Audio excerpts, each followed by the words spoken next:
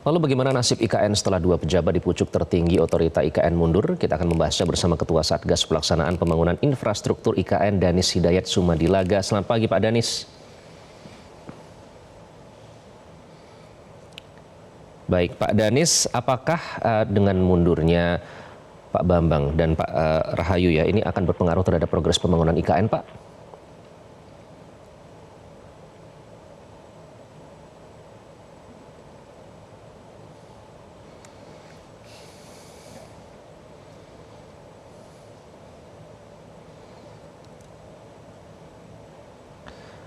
Baik, kami masih mencoba memperbaiki sambungan komunikasi dengan Pak Danis Hidayat Sumadilaga yang merupakan Ketua Satgas Pelaksanaan Pembangunan Infrastruktur IKN. Sebelumnya, seperti diketahui, ada dua pejabat otorita IKN yang menyatakan mengundurkan diri hanya 2 bulan sebelum peresmian IKN dalam upacara kemerdekaan 17 Agustus yang ke-79. Kita akan kembali sapa Pak Danis, selamat pagi. Pagi, Mas Iqbal. Baik, terima kasih sudah bergabung dengan Selamat Pagi Indonesia. Pak Danis, apakah nanti ada pengaruhnya Pak dengan mundurnya Pak Doni dan juga Pak Bambang dari otorita IKN Pak terhadap progres pembangunan IKN? Ya, saat ini progres IKN tetap seperti, jadi pekerjaan-pekerjaan di IKN ini kan berdasarkan kontrak ya, yang APBN antara penyedia jasa dengan sebagian besar ya dengan Kementerian PUPR. Pekerjaan ini sifatnya multi-year sehingga saat ini terus berjalan.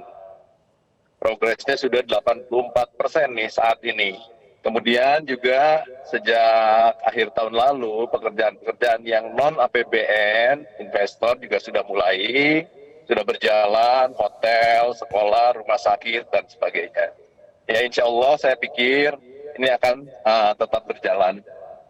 Oke, baik. Jadi terus dilakukan ya dan progresnya juga tercatat ya, Pak Danis. Tapi saya ingin konfirmasi ini sekaligus meluruskan ya, karena ada yang menyatakan bahwa mundurnya Pak Bambang ini dan juga wakilnya karena tidak dapat memenuhi target Pak. Jadi kesannya dimundurkan karena dianggap tidak mampu memenuhi target yang diberikan pemerintah pusat. Wah, saya nggak paham, Mas. Mengenai hal itu yang pasti kalau progres yang ada sekarang insya Allah persiapan khususnya dalam rangka 17 Agustus insya Allah berjalan lancar. Ini saat ini saya sedang berada di IKN ini. Sebentar lagi kita akan melakukan simulasi untuk persiapan 17 Agustus di lapangan upacara bersama Pak Mensesnek, Pak Kasetpres, Pak Menteri PU, dan yang lain-lain. Insya Allah kalau di lapangan berjalan sesuai dengan rencana, Mas. Oke, Pak Danis, kami juga sambil menayangkan ya Pak ya, ini Pak suasana IKN yang nanti akan juga dihadiri oleh Presiden Jokowi. Pak Danis, jadi prioritasnya sekarang kemana Pak untuk pembangunan infrastruktur ini? Katanya groundbreaking difokuskan untuk pendidikan, betulkah? Ya betul, ada Al-Azhar, ada beberapa pendidikan, ada 9 ya yang untuk groundbreaking tahap 6 ini. Di samping itu ada peresmian dari Bendungan Sepakusmoy ya sebagai sumber air baku dan pengendali banjir di IKN. Betul, yang tahap 6 ini fokusnya pada pendidikan.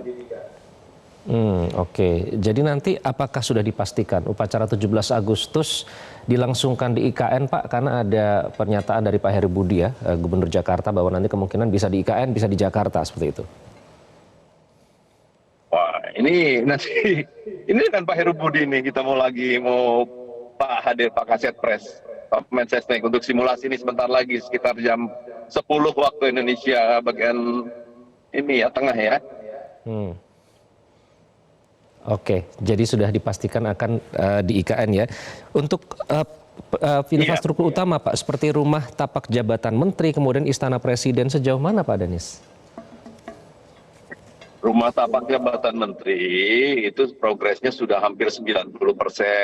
Nanti malam rencananya kalau tidak ada halangan, Bapak Presiden dan rombongan itu akan menginap di situ, di rumah tapak jabatan menteri. Sudah kami siapkan ada 4 rumah yang siap untuk ditempati oleh beliau.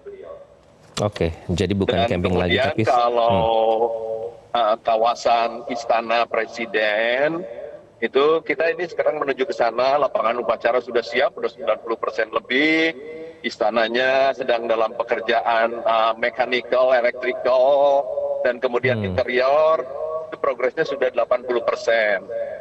Yang kantor presiden sudah hampir 90%, 89,7% itu. Jadi persiapan, ya, kalau ditanya tadi itu Mas Iqbal. Iya, Pak Danis, Pak Bas tadi katanya masih menyempurnakan instalasi air bersih di sana. Bagaimana Pak sejauh ini progresnya? Iya, jadi begini kan kita air bersihnya, insya Allah nih kita akan sedang mempersiapkan pemasangan pompa dan sebagainya. Pada minggu kedua Juli itu sudah masuk ke kafling air bersihnya. Progresnya baik. Progresnya baik ya, jadi masih terus Air dijalankan. bersih, karena kan pipanya semua sudah terpasang, reservoir. Nah, bagaimana kita mendorong air tersebut dengan pompa sepanjang kurang lebih 16 km ke kawasan istana, kawasan perumahan, dan juga kawasan perkantoran. Insya Allah itu Juli, sekitar pertengahan Juli bisa airnya sudah masuk ke rumah-rumah dan kantor-kantor serta istana. Ya. Oke, baik. Sebelum saya lanjutkan, saya ingin sapa sebentar, ada juga Direktur Eksekutif KOR Indonesia, Muhammad Faisal. Mas Faisal, selamat pagi. Selamat pagi, Mas. Oke, Mas Faisal, tadi kita sudah dengar ya Pak Danis menyatakan bahwa semua tidak ada masalah, progres sudah berlangsung. Nah, menurut Anda, dengan mundurnya dua pejabat tinggi otorita IKN ini akan berpengaruh tidak terhadap proses pembangunan yang sedang dilanjutkan di IKN? Ya, dengan mundurnya dua pimpinan utama dari otorita, ini sebetulnya yang berpengaruh adalah progres ke depan, gitu ya. Kalau yang sudah dibangun saat ini, saya yakin karena sudah dianggarkan sudah dari sejak tahun lalu, ya bahkan beberapa tahun sebelumnya juga sudah direncanakan. Nah, sehingga yang sudah dianggarkan, yang uangnya sudah ada, itu kan pasti sudah diimplementasikan, eksekusi. Nah, tapi yang kemudian menjadi tanda tanya karena apa? Karena ada kemunduran dua pucuk pimpinan daripada badan otorita adalah bagaimana selanjutnya, ya, di sejak tahun 2025 ke depan, begitu ya, karena kita tahu bahwa di tahap awal mau tidak mau yang menjadi kunci utama dalam hal pembangunan IKN adalah dari APBN, ya, karena masih membangun atau memperkuat dari infrastruktur dasarnya dulu, ya, sehingga investor untuk masuk melihat daripada progres, kecepatan, ya, dan juga keberlanjutan, ya, daripada pembangunan infrastruktur dasar ini dulu, gitu ya. Kalau infrastruktur dasar sudah terbangun, ya, paling tidak untuk kawasan inti, lalu juga dalam hal prioritas pembangunan ke depan itu juga masih terus berjalan. Nah, ini masih bisa semestinya investor melihat bahwa ada keberlanjutan dalam pembangunan IKN, termasuk dalam hal pembiayaan untuk infrastruktur dasar.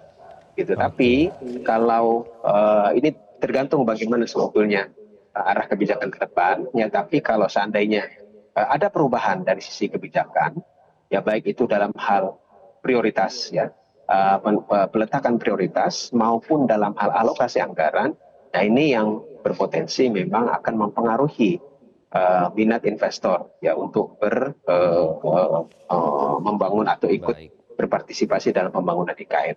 Gitu. Baik, akan mempengaruhi kepada investor. Nanti kita akan konfirmasi lagi ke Pak Danis. Pak Danis mohon tetap bersama kami. Nanti kami harus jeda sebentar, Pak Danis dan Mas Faisal. Kami akan kembali sesaat lagi. Tetaplah di Selamat Pagi Indonesia. Anda kembali di Selamat Pagi Indonesia, masih membahas terkait dengan progres Ibu Kota Nusantara pasca mundurnya dua pejabat otorita IKN. Dan kita akan langsung konfirmasi lagi ke Pak Danis. Pak Danis, tadi seperti disebutkan oleh Mas Faisal, ya, kalau misalnya investasi ini merupakan sumber dana yang penting, jangan hanya mengandalkan kepada APBN saja. Karena alokasi anggaran ini tentu akan berpengaruh terhadap keputusan investor dalam menanamkan modal mereka di IKN.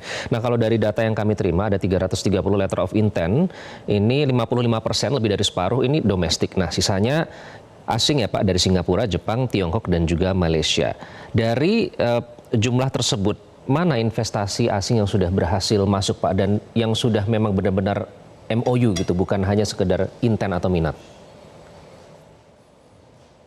Kalau saya lihat yang di lapangan yang sudah ada, ya itu memang dari investasi dari dalam yang sudah ada. Ya, sebagian ada yang mungkin kerjasama dengan asing, tidak asing sendiri, ada yang sudah kerjasama dengan pihak asing ada, gitu. Tapi memang secara keseluruhan, misalnya Hotel Nusantara, Rumah Sakit Mayapada, Rumah Sakit Hermina, dan lain-lain itu memang saat ini adalah investasi dari dalam saat ini. Ya itu memang kan desainnya demikian Pak. Ya, kita lakukan APBN 20% dan kemudian 80% investasi. Saya kira sepakat bahwa perkembangan untuk IKN itu sangat ditentukan oleh besarnya investasi yang ada. Sejak awal memang didesain demikian, 20-80 kan, untuk sumber pembiayaannya. Saya kira betul apa yang disampaikan Pak Faisal. Nah, cuman memang kan untuk IKN ini sudah didasarkan kepada suatu payung hukum, semua diatur melalui khususnya tahapan pembangunan ini di Perpres 63 tahun 2022. Ada tahap 1 sampai 2024 ini, kemudian tahap 2 nanti 2025 sampai 30, 35 sampai dengan 2045. Saya kira ini yang memang harus diupayakan untuk kita laksanakan.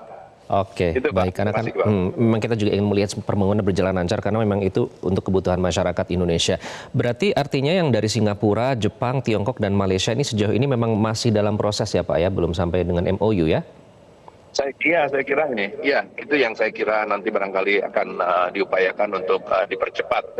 Kalau saya membaca ya penjelasannya dari Pak Basuki dan waktu penjelasan di kantor Presiden waktu itu. Oke, baik Pak Danis, terima kasih. Silakan dilanjutkan Pak. Kami tahu Anda sudah ditunggu di agenda di sana di IKN. Terima kasih Pak Danis sudah bergabung, Pak Danis Hidayat Sumadilaga, Ketua Satgas Pelaksanaan Pembangunan Infrastruktur IKN. Pak Faisal, sama-sama. Terima kasih. Selamat pagi. Baik, makasih Mas Iqbal. Terima kasih. Assalamualaikum. Waalaikumsalam warahmatullahi wabarakatuh. Kita masih lanjut dengan Mas Faisal ya. Mas Faisal, jadi kalau kita sudah dengarkan tadi dengan mundurnya dua pejabat IKN, kemudian juga investasi asing yang ternyata masih belum tahap MOU. Bagaimana kita akan melihat ke depan, Mas Faisal? Ya, dengan mundurnya dua pejabat utama IKN, Badan Otorita IKN ini mau tidak mau memang pasti akan menimbulkan tanda besar. Ya. Termasuk diantaranya dan terutama juga adalah investor dan termasuk diantara investor asing. Karena sebetulnya pembangunan IKN ini menjadi sorotan ya bukan hanya di Indonesia tapi juga di negara-negara mitra kita termasuk para investor, dan sebetulnya memang beberapa investor itu mengaku tertarik ya. Nah tapi yang menjadi pertanyaan adalah apakah kemarin-kemarin itu sebetulnya ya, apakah akan terus berlanjut ya pembangunan IKN ini, apakah akan terus sustainable. Nah tapi itu kemudian dijawab bahwa IKN ini paling tidak sudah diundang-undangkan ya, jadi ada payung hukum yang menjamin bahwa itu akan terus dijalankan. Nah, cuma Faisal, artinya Anda, semestinya akan terus dilanjutkan. Mengapa ya, investor asing ini terkesan masih enggan, masih ragu-ragu begitu? Kenapa tidak segera tanda tangan untuk investasi? Bukankah ini sangat menggiurkan ke IKN kalau dari kacamata bisnis atau investasi? Menggiurkan atau tidak ini bergantung pada beberapa hal penting ya saya rasa bagi investor itu. Karena berinvestasi di IKN ini bukan berinvestasi jangka pendek atau menengah ya, tapi lebih kepada jangka menengah dan panjang ya. Dan berinvestasi di IKN ini tidak sama dengan investasi di banyak kasus yang lain ya. Kalau di IKN ini kan kita mulai dari scratch ya, lahan dibangun dari nol, infrastruktur dasar harus dibangun dulu ya. Lalu kemudian ingin mewujudkan satu kota, ibu kota negara yang sebetulnya ini konteksnya adalah jangka panjang. Dan karena di ibu kota negara, yang dilihat itu tentu saja bukan dari aspek-aspek ekonomi atau juga teknis ya, tapi multi aspek termasuk diantaranya pertahanan. Ya, jadi investor melihat pertama adalah di keberlanjutan daripada kebijakan. Apakah prioritas akan terus diletakkan pada IKN terutama setelah pergantian kepemimpinan. Nah ini wajar karena di kita ya pengalaman kita memang seringkali pergantian kepemimpinan ada pergantian kebijakan atau perubahan prioritas. Yang kedua, pengalaman juga di banyak negara, pembangunan ibu kota negara baru itu sangat sedikit ya, atau mungkin bisa dikatakan hampir tidak ada yang berjalan mulus dalam waktu singkat tanpa ada masalah ya. Jadi rata-rata ada tantangan-tantangan dalam pembangunan. Itu tantangannya Mas Faisal. Dalam jangka panjang. Kita juga melihat ya ada Naypyidaw, kemudian juga Almaty ya, Astana kalau tidak salah di Kazakhstan itu juga pada awalnya tidak berjalan mulus begitu. Kenapa tadi saya mengatakan menggiurkan? Ini paling tidak itu janji pemerintah. Jadi IKN ini seperti menggiurkan pada saat dijual. Nah kalau kita melihat ke depan singkat saja, apakah dengan segala tantangan, kendala, hambatan yang ada ini akan menjadi proyek Roro Jonggrang, Mas, yang artinya semua dikebut begitu? Ya, sebetulnya begini, karena yang menjadi kunci untuk yang pertama paling tidak ini ada satu kebijakan bahwa ini akan terus dilanjutkan. Permasalahannya apakah akan cepat ataukah lambat, ini kan bergantung pada pembiayaan. Sementara pada tahap awal pembiayaannya adalah berat di APBN. Nah kita tahu ruang APBN itu sempit ya pada saat sekarang. Dan ke depan ya prospeknya itu juga belum ada outlook yang bahwa akan mengalami peningkatan dari sisi penerimaan secara sangat signifikan. Ya jadi artinya kalau masih bergantung pada APBN yang ruang fiskalnya itu sempit, maka memang harus ada skala prioritas yang harus disesuaikan. Jadi sangat mungkin kemudian terus dilanjutkan, tapi tidak dengan alokasi dukungan APBN seperti yang sebesar yang sudah-sudah. Karena menjadi lebih disesuaikan ya dengan kemampuan APBN. Baik, Mas Faisal. Jadi artinya bagi investor itu akan melihat bahwa ini ada kemungkinan memang terus dilanjutkan, tapi dengan pace yang lebih lambat. Oke, terima kasih Pak Faisal atas pencerahannya sudah bergabung di Selamat Pagi Indonesia. Jelajahi cara baru mendapatkan informasi. Download Metro TV Extend sekarang.